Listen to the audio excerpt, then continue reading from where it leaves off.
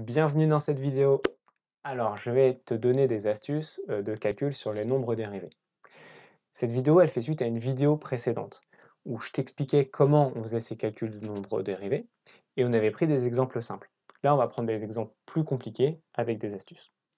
Ensuite, tu es au bon endroit si tu veux faire du calcul sur du nombre dérivé. Mais il y a un autre concept qui est de calculer une fonction dérivée. Et si c'est ça que tu cherches, tu n'es pas au bon endroit. Je t'ai mis des liens dans la description par rapport à tout ça. Et nous, on y va pour la lecture de la consigne. Déterminer si la fonction est dérivable en A, puis s'il existe, donner la valeur du nombre dérivé. Et on va s'intéresser à une première fonction, puis ensuite à une deuxième fonction. Alors pour calculer le nombre dérivé, on se sert d'une propriété du cours qui nous dit que le nombre dérivé à f en A, il est donné par cette grosse formule. Donc dans la formule, à l'intérieur, on a ça, f de A plus h moins f de A, le tout divisé par h. Et ce truc-là, on l'appelle le taux de variation, ou T de h. Et le nombre dérivé, c'est la limite quand h tend vers 0 de ce taux de variation. Alors moi, je considère que la notion de nombre dérivé, de ce que ça veut dire être dérivable, et cette histoire du taux de variation, c'est déjà clair pour toi. Dans cette vidéo, je vais vraiment m'intéresser aux astuces de calcul. Si ces choses-là ne sont pas claires pour toi, je te conseille d'arrêter maintenant la vidéo et de regarder mes vidéos précédentes. Les liens sont dans la description. Commençons par notre première fonction, f de x égale racine de x plus 2, et on étudie sa dérivabilité en a égale moins 1. Alors là, tu vas voir qu'on va utiliser une astuce qui s'appelle l'astuce du conjugué. Donc, j'applique mon cours, je vais chercher le taux de variation, donc T de H est égal à, je vais faire un petit copier-coller, donc f de A plus H moins f de A sur H. Ici, A vaut moins 1, donc je remplace mon A par moins 1. Celui-ci, c'est pareil. Et on va calculer ce que ça nous donne en haut. F de moins 1, bah, je pars de f de x. F de x, c'est racine de x plus 2. Ok. Sauf que moi, c'est pas du f de x, c'est du f de moins 1. Donc x devient moins 1. Donc je remplace tout simplement. Ok. Donc là, j'avais moins tout ça, donc je mets mon petit moins. Maintenant ici, bah, même principe, hein. J'ai ma fonction f, donc f, c'est racine de x plus 2. Mais ici, à la place du x, j'ai moins 1 plus h, donc je vais remplacer mon x par moins 1 plus h. Et donc ici, j'écris moins 1 plus h. Voilà, le tout divisé par h. OK. Maintenant, j'ai une petite simplification à faire. Ici, moins 2 plus 1, 2 moins 1, ça fait 1. Donc je vais me retrouver avec moins racine de 1. Et puis ici, pareil, 2 moins 1, ça fait 1. Donc je vais me retrouver avec 1. Et j'oublie pas mon plus h. Voilà, sur h. Alors le problème que j'ai maintenant, c'est que si j'étudie la limite,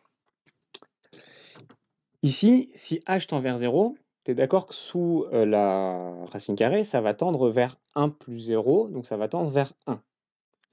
Et la racine carrée de 1, bah, c'est 1. Donc ce truc, il va tendre vers 1. Okay.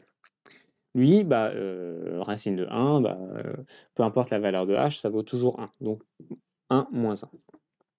Et puis ici, au numérateur, h, on a dit qu'il tendait vers 0. Donc il va tendre vers 0. Ok. Du coup, à la fin, tout ça, ça va tendre vers quoi? Eh bien, ça va tendre vers 1 moins 1 au numérateur sur 0, c'est-à-dire que ça va tendre vers 0 sur 0. Et donc, un truc qui tend vers 0 en haut et un truc qui tend vers 0 en bas, on ne sait pas très bien vers quoi ça tend au final. Donc du coup, ça ne va pas pouvoir marcher comme ça. Et c'est là qu'on va devoir sortir l'astuce du conjugué. Alors, ce qu'on appelle le conjugué, donc le conjugué d'un nombre A plus d'un nombre B, c'est A moins B. Et inversement, si j'ai un nombre A moins un nombre B, son conjugué, c'est A plus B. Donc ici, au numérateur, je suis dans ce deuxième cas, avec A qui est ce premier nombre, racine de 1 plus H, et moins B qui est ce deuxième nombre, racine de 1. Et l'astuce va consister ici au numérateur à multiplier par le conjugué de mon numérateur. Donc, le conjugué de A moins B, c'est A plus B. Donc, le conjugué de racine de 1 plus h moins racine de 1, ça va être racine de 1 plus h, plus, tu vois, ce moins s'est transformé en plus, comme de là à là, racine de 1. Ok. Forcément, si je rajoute ce truc, j'ai pas le droit de dire que ça, c'est égal à ce qu'il y avait en haut. J'ai rajouté quelque chose. Par contre, si je rajoute aussi au dénominateur, eh bien là, ça ne change pas la valeur de la fraction, donc j'ai le droit de le faire, puisque je multiplie par la même chose en bas et en haut. Ok. Maintenant, en haut, j'ai fait quelque chose moins l'autre, fois quelque chose plus l'autre. Regarde ce que ça ferait si j'étais avec mon a moins b et mon a plus b. Tu vas reconnaître tout de suite une identité remarquable. Si je fais a moins b facteur de a plus b, donc si je multiplie une expression par son conjugué, qu'est-ce que j'obtiens à la fin? A au carré moins b au carré. Ça, c'est une identité remarquable. Je te mets un petit lien dans la vidéo sur les identités remarquables si tu as un petit trou de mémoire. Ok. Donc, ça veut dire qu'au numérateur, là, on a la forme a moins b facteur de a plus b, eh bien, je vais pouvoir écrire a au carré moins b au carré. C'est-à-dire qu'au numérateur, a, c'est celui-là, racine de 1 plus h, donc je vais me retrouver avec racine de 1 plus h au carré, ou au carré, moins b, et b c'est le racine de 1, donc b au carré, ça va devenir racine de 1 au carré. Ok. Donc ça, c'est tout mon numérateur qui a été simplifié comme ça grâce à l'identité remarquable. Maintenant, au dénominateur, eh ben, j'ai toujours h, facteur de racine de 1 plus h, plus racine de 1. Donc j'écris tout simplement au dénominateur h, facteur de racine de 1 plus h, plus racine de 1. Bien. Et là, c'est assez sympa parce que tu vas voir, il y a des petites choses qui vont se simplifier un petit peu. Alors, ça, c'est égal au numérateur, là. 1 plus h tout au carré, bah, c'est 1 plus h. Et moins racine de 1 au carré, bah, c'est moins 1. Et du coup, ça se simplifie. Au dénominateur, h facteur de racine de 1 plus h plus racine de 1, bah, on va le laisser pareil. Donc h facteur de racine de 1 plus h plus racine de 1. Et regarde ce qui va se passer. En haut, j'ai h tout seul. En bas, j'ai h tout seul. Donc, j'ai le droit de simplifier aussi mes h.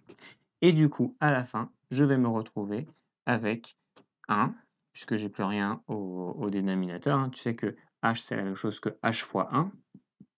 Donc, si je raye mon h, il me reste 1. Et en bas, j'ai ça. Racine de 1 plus h plus racine de 1. Bien. Et maintenant, on va étudier la limite de ça quand h tend vers 0. Alors, j'enlève ce que j'avais marqué là pour faire un petit peu de place. Et donc, on cherche la limite quand h tend vers 0 de notre taux de variation, donc c'est-à-dire de tout ça, de 1 sur racine de 1 plus h plus racine de 1. Et donc, tu es d'accord que si h s'approche très près de 0, bah, c'est comme s'il comptait pour rien du tout. Et donc, s'il compte pour rien du tout, bah, je me retrouve en bas avec racine de 1, plus un truc tellement petit qu'on s'en fiche un peu. Donc, racine de 1, bah, ça fait 1. OK. Ici, racine de 1, bah, ça fait 1. Donc, en bas, je me retrouve avec 1 plus 1 égale 2. Donc, j'écris au dénominateur 2. Et puis, au numérateur, 1. Et donc, la limite quand h tend vers 0 de mon taux de variation, c'est 1,5. Et je peux donc conclure que donc f est dérivable en moins 1 et son nombre dérivé est 1,5. Et j'encadre mon résultat. Bien, on continue avec la deuxième fonction. F de x égale 1 sur x moins 3 et on va étudier son nombre dérivé en a égale 3. Alors là, avant de se lancer dans notre calcul, on va se poser un petit peu et on va réfléchir un peu. Oublie la dérivée. Juste concentre-toi sur f de x. Et calcule là, dans ta tête, devant ta vidéo, f de 3. Ça fait combien f de 3? Ouais, t'as vu le piège? En fait, f de 3, ça n'existe pas. Parce que f de 3, ce serait égal à 1 sur 3 moins 3. et donc ça ferait 1 sur 0, et la division par 0, c'est interdit. Donc, à cause de ce dénominateur, j'écris que f n'est pas défini en 3. OK? Donc, avant même de parler de dérivée, la fonction f, on ne peut pas la calculer en 3. Or, cette propriété sur le nombre dérivé, il y a une condition pour pouvoir l'utiliser. Il faut préciser que A appartient à l'ensemble de définition de f. Or ici, A égale 3 ne fait pas partie de l'ensemble de définition. Or ici, 3 ne fait pas partie de l'ensemble de définition. Donc la fonction ne peut pas être dérivable en 3. Et j'encadre. Alors, je voudrais essayer de te montrer graphiquement le sens de ce qu'on vient d'écrire. Si je fais un graphique, ok, et que je représente la courbe représentative de la fonction f de x égale x moins 3, elle va ressembler à quelque chose un peu comme ça. On va avoir une courbe qui, quand on s'approche ici par la gauche, va plonger vers moins l'infini au niveau de 3. Et on va avoir une courbe qui, à droite, va être comme ça, en symétrie centrale. En fait, si tu veux, cette courbe, c'est la même courbe que la courbe de 1 sur x. Tu sais, la courbe de 1 sur x, tu l'as étudiée en seconde, elle ressemble à ça. Ok. Et là où ça part vers plus l'infini et vers moins l'infini, c'est en 0. Et comme là, c'est pas 1 sur x, mais c'est 1 sur x moins 3, ça décale la courbe comme ça vers la droite. Donc là, on a 1 sur x, et là, on a 1 sur x moins 3.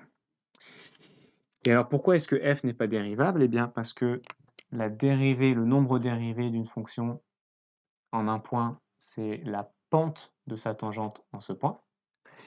Et comment est-ce que je pourrais tracer une tangente, vu qu'en 3, il n'y a pas de point? Tu vois, si, je sais pas, par exemple, ici, là, je veux tracer la tangente, il n'y a pas de souci. Ici, il y a un point. Donc, je vais tracer, hop, la droite qui vient frôler la courbe. Par contre, ici, bah, je pourrais continuer à l'infini, je ne vais jamais tomber sur un point. Donc, je ne pourrai jamais tracer la tangente qui passe par ce point. Donc, voilà pourquoi il faut faire attention quand on étudie une fonction, garder en tête qu'il faut que le nombre dérivé il appartienne à l'intervalle de définition de la fonction.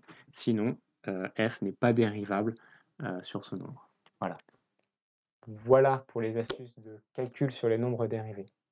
Alors, je t'invite maintenant à aller regarder dans la description.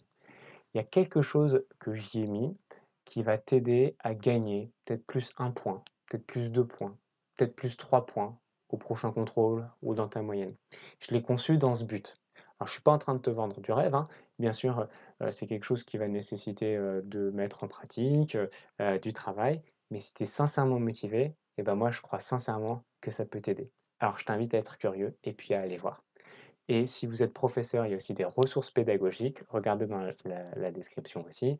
Et puis pour les parents, il y a un lien pour des propositions de coaching et de soutien scolaire. Merci d'avoir regardé cette vidéo.